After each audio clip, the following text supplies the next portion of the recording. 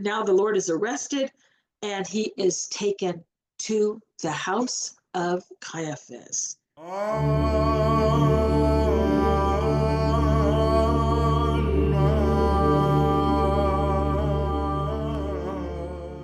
Welcome to our lesson on the Jewish trial of Christ. I'm Dr. Jeannie Constantinou here for OCN, and I'd like to welcome you to this series of presentations that help prepare us for Holy Week to hear the gospel stories about the Passion of Christ. I'm here to give you some insight as to that, but I want you to know that as much as we can talk about here, there are many more details that will help inform and illuminate and hopefully inspire your experience of Holy Week. And although the book is not about Holy Week, there's a lot of details in this book, The Crucifixion of the King of Glory.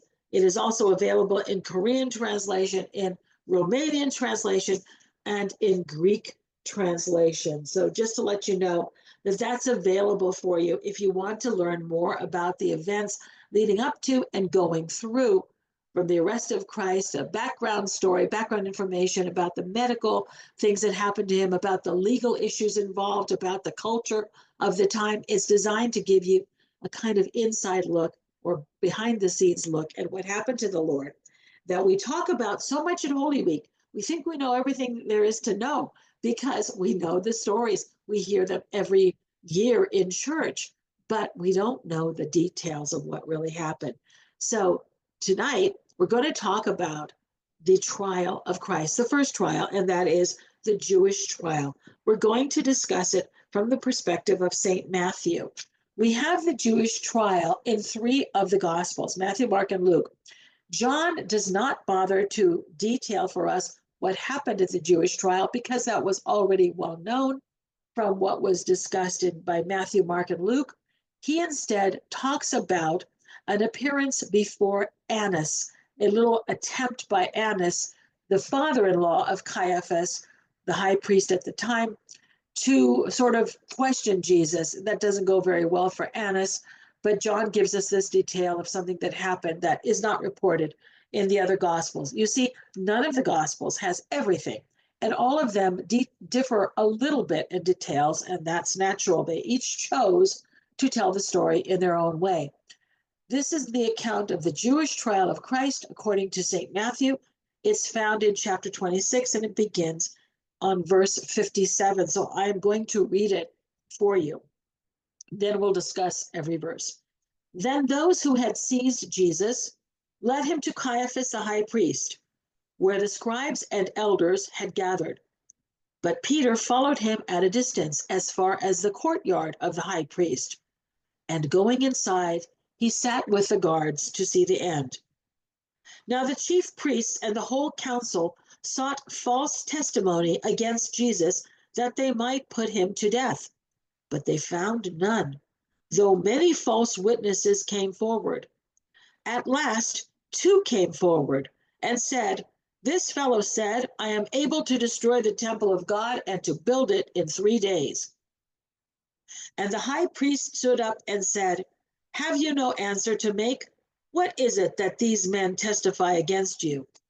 But Jesus was silent. And the high priest said to him, "I adjure you by the living God, tell us if you are the Christ, the Son of God." And Jesus said to him, "You said so. But I tell you, hereafter, you will see the Son of Man seated at the right hand of power and coming on the clouds of heaven." Then the high priest tore his robes and says, "He has uttered blasphemy. Why do we still need witnesses? You have now heard his blasphemy. What is your judgment?" They answered, "He deserves death." Then they spat in his face and struck him, and some slapped him, saying, "Prophesy to us, you Christ. Who is it that struck you?" All right, so this is happening at the house of Caiaphas. This is happening in the middle of the night. Jesus has just been arrested at Gethsemane, an olive press located on the Mount of Olives, after he already gave final instructions to his disciples, instituted Holy Communion at the Last Supper. They left the city. They went down the Kidron Valley, a very steep gorge, up the other side to the Mount of Olives, where the Lord was praying in the garden, awaiting Judas and the arresting party that he knew would come. So they arrest him in this place where they knew there wouldn't be a crowd, where they could arrest him quietly, quickly, easily, and take him to Caiaphas's house. This has all been prearranged, where he would be questioned by the great Sanhedrin. So this is happening on Thursday night, literally in the middle of the night. They want Jesus arrested in the middle of the night. They want him to say something that will condemn himself, something incriminating that will cause them to be able to decide that he deserves death. And he does that, of course. And then they want to be able to take him to Pilate early in the morning, first thing in the morning, so that he can be crucified before the Passover.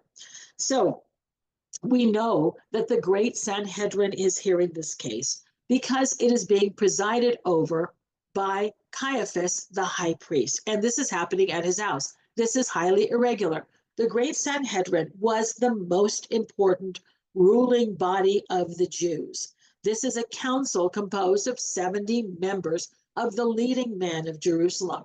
They are the most eminent, the most respected, the most wealthy, the most qualified, we could say. These are the leading members of Judaism, and they run all of the affairs for the Jewish people, not just in Judea, but around the world. This council was recognized as having authority over all Jews throughout the world. This is how the Romans managed a population. The Romans didn't hands-on control every single thing that happened throughout their vast empire. Instead, they enlisted the help of local authorities, whether they were kings and nobility or aristocrats in every part of the world, not just in Judea. And they basically said, listen, you run things, you handle problems, you keep the peace, you collect the taxes, and you can stay in power. And that's how that worked. And this, of course, led to tremendous corruption. That was the case throughout the Roman Empire. Everyone knew it, including the poor people of Judea and Galilee, who were supposed to be looked after, cared for by the great Sanhedrin. But many people who belonged to the Sanhedrin, even if they were well-meaning, many of them were also corrupt. And among them were the chief priests, who have seen to the arrest of Jesus and brought him here for trial. And so they're corrupt because they're interested in preserving their own power.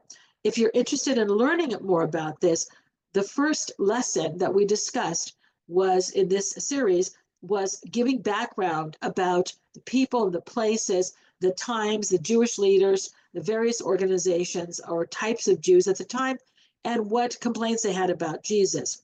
In the second lesson, we talked about the catalysts, the things that led directly, on this occasion, to the arrest and condemnation of Christ.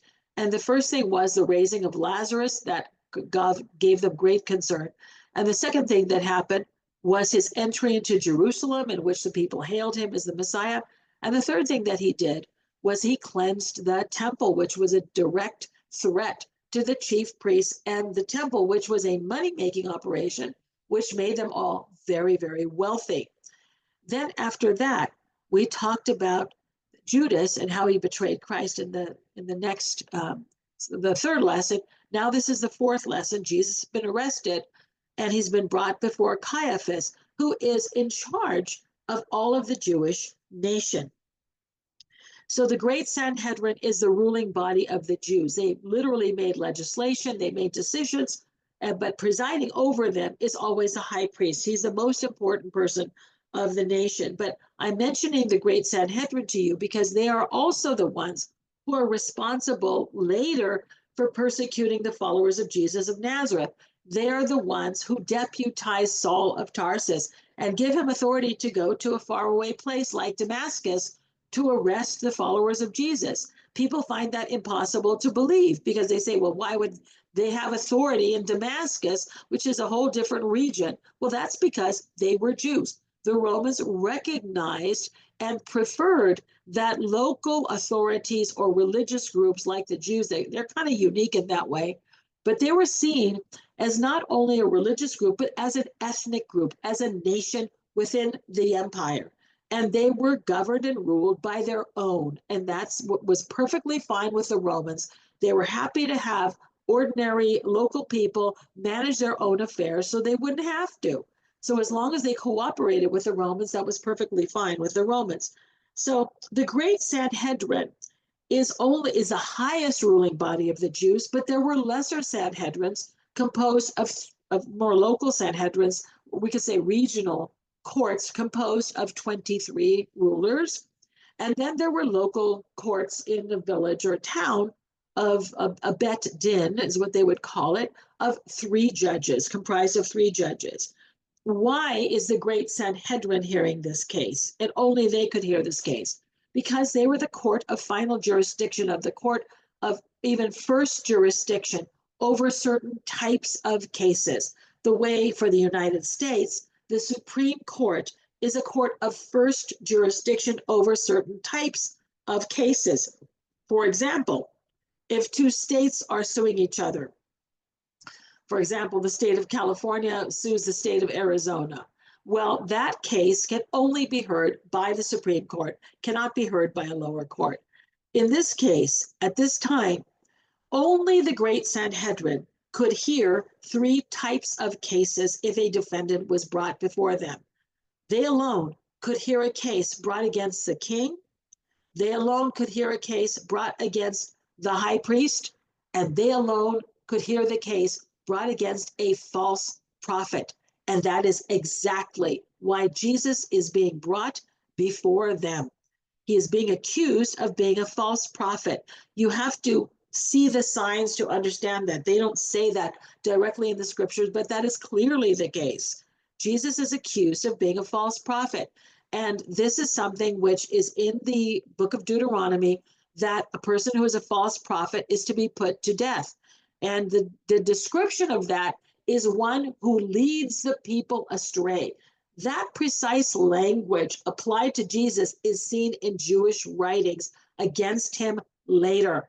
He led the people astray, but it is also seen in the Gospel of John in around chapter 7 or 8, talks about what arguments or what complaints they have against Jesus. They say, and I'm pretty sure it's chapter 7, he leads the people astray. This is very, very significant. That is the exact language in the book of Deuteronomy for a false prophet, for which, and this is really the reason why Jesus is arrested and sentenced to death. There's more to come. But they believe that they're putting a false prophet on trial. But ironically, the one that they really have on trial is the King of Israel and the great high priest of heaven. So let us take a look at the trial, what we have of it right now. By the way, this is happening in the middle of the night. That is irregular. The Great Sanhedrin was not supposed to meet at Caiaphas's house. That is also highly irregular. The Great Sanhedrin had a special room in which they met on the Temple Mount as part of the temple complex called the Chamber of Hewn Stones. So, is this a legitimate trial or not? Actually, it is not. I don't think they intended necessarily to try him. They wouldn't have considered this a trial because it's happening in the wrong place at the wrong time. And you can imagine anyone who is put on trial in someone's house in the middle of the night, that is not a fair proceeding. He doesn't really have a chance. We know how that kind of a trial is going to end, with a conviction. No, there's no way around that. So we know that this is not a good sign that a trial is being held in the middle of the night in someone's house. But they're doing this to expedite the process. They want Jesus dead by the next day. And so this is why they're meeting in the middle of the night, and they're hoping, you might say, well, this is kind of a preliminary hearing, kind of a fishing expedition to see if Jesus will say something by which he might condemn himself. And he does, as far as they're concerned. He does that. So it was definitely well worth it. But the reason why I tell you I don't think that they intended this to be the formal trial is because after Matthew tells this story, at the very beginning of the next chapter, which is chapter 27 and verses 1 and 2, it says the whole council condemned Jesus to death. That's after this description of this trial. That means that there was a secondary event at which he was formally condemned to death the following morning, probably in the proper place and certainly in the daytime. However, that does not legitimize what happened, because under Jewish law, a person was not allowed to be put on trial on the night before a great feast. And Passover was a great feast. Now you might say, well, it's not the following morning is not the night before, but it is the day before, not necessarily the day or the night before. The day before a great feast, you were not allowed to put someone on trial. It is the day before on Friday morning, and it's the day before on Thursday night, because for the Jews, the day began at sunset.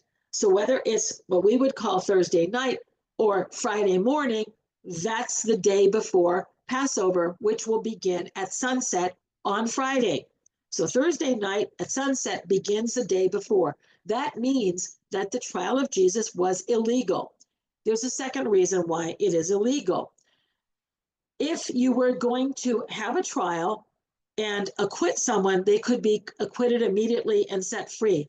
But if you had decided to condemn someone to death, you are not allowed to carry out that sentence unless you had allowed an entire day to pass. In other words, you had to sleep on it. This was another way to prevent a miscarriage of justice or a rush to judgment or rush to justice. In this case, Jesus is condemned and executed the same day. So regardless of how you look at it, the trial of Christ was illegal, but of course they didn't care. So people sometimes ask me, well, how could this happen if it's illegal? Or people ask me about the stoning of Stephen. If it was illegal for the Jews to put someone to death, and it was, how is it that Stephen was stoned to death? Well, you have to remember that who is going to stop them? These are the most powerful men in all of Israel. Who is going to stop them? Is somebody going to complain? And then are the Romans going to do anything about it? Of course not. Murder is illegal everywhere, but it happens every day. So we can't say, well, this couldn't have happened or it shouldn't have happened because, well, yeah, maybe it shouldn't have happened, but people break the law all the time. And especially when they're powerful, there is no one who can oppose them. And the Romans are not going to bother bringing justice to some poor Jewish peasant. You see my point? So there you go. Let's take a look at the beginning of this trial, beginning with verse 59. Now the chief priests and the whole council sought false testimony against Jesus that they might put him to death. This is a rather strange thing, don't you think? And it is only Matthew who says they sought false testimony. Mark just says they sought testimony. Matthew says, and I think he was absolutely right, they're looking for false testimony. Why? Because there is no truthful testimony for which Jesus deserves to be condemned. There's no testimony. Jesus didn't do anything deserving of death. So what they're looking for is false testimony.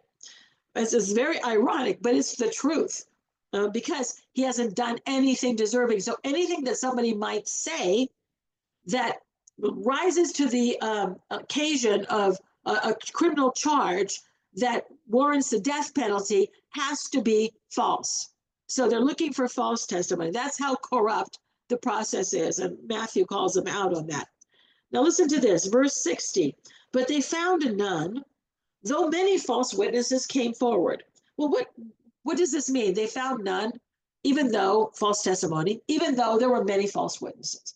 Well, this means that they couldn't find two witnesses to agree. This is another element of Jewish law that was designed to prevent a miscarriage of justice. You had to have at least two witnesses, and they had to testify to exactly the same thing in order for a charge to stick. So what you have to understand, first of all, is that there is no trial yet. Nothing's happening yet. There's a parade of witnesses. And by the way, what Matthew actually wrote is they were seeking false testimony. Not really they sought. The word is ezitun, which is what we say the imperfect past tense. It was happening over a period of time. So they weren't having success initially. They were seeking false testimony, and it was taking a little while. There was a parade of witnesses. There were not two of them that agreed to the same exact set of facts. And so they couldn't proceed with the trial, because before you can accuse somebody of something, you have to have witnesses, that two of them that testify to the same exact thing that is wrong, that can allow the trial and the questioning of the defendant to begin. And that's why in John's gospel, when Jesus is taken to Annas before the Jewish trial, Annas is obviously arranged for this in advance by Caiaphas. Annas starts questioning Jesus about his ministry and what he said, and Jesus won't get involved. Jesus says, "Where are the witnesses? Call the witnesses. They know what I have said." You see, he knows that Annas has no right to question him until witnesses have testified against him, two of them, to exactly the same thing. So you can imagine what's happening here at the Sanhedrin. You can imagine their frustration that they've had a number of witnesses come through who do not agree, which suggests that their testimony is false. And what did they do? They must have taken aside two witnesses, and these are all men, of course. Women weren't allowed to testify in Jewish courts. So they took aside two men and they said, "Listen, you guys, get your stories straight, discuss what you're going to say." So they had to corrupt the witnesses to get two of them to agree. And even because what they say is not something that Jesus actually said. Okay, so this is the trouble they're having. But at last it says in verse 60, two came forward and said, "This man said, I am able to destroy the temple of God and to build it in 3 days." Two witnesses agree on that statement. Is it true? No. And if you're inclined to say yes, then you haven't read your scriptures carefully enough. Listen to what the witnesses say. This man said, referring to Jesus, of course, "I am able to destroy the temple of God and build it in 3 days." Did Jesus say that? No, he did not. As a matter of fact, there's no statement anything like this in the synoptic gospels, Matthew, Mark, or Luke. There is a similar statement in chapter 2 of John's gospel, when the Jewish leaders confront Jesus and they say to him, after the cleansing of the temple, which is one of the catalysts that led to his arrest, they say to Jesus, "By what authority do you do these things?" And he says to them, "Destroy this temple, and in 3 days I will raise it up." He is referring to his own body. That's what John tells us. His body is the temple that he's referring to. Destroy this temple. But even if they didn't understand that, which they clearly did not, he didn't say, "I am going to destroy," or "I can destroy this temple." He says to them, he's challenging them, "You destroy this temple." So in that case, the people doing the destroying are the religious authorities, and the temple being destroyed is Jesus's body. But here, they're saying that Jesus is the one who's destroying or threatening to destroy, and the thing that he is promising to destroy or threatening to destroy is the physical temple, the buildings and the complex that stood there on the Temple Mount. So clearly it is false, or at least erroneous.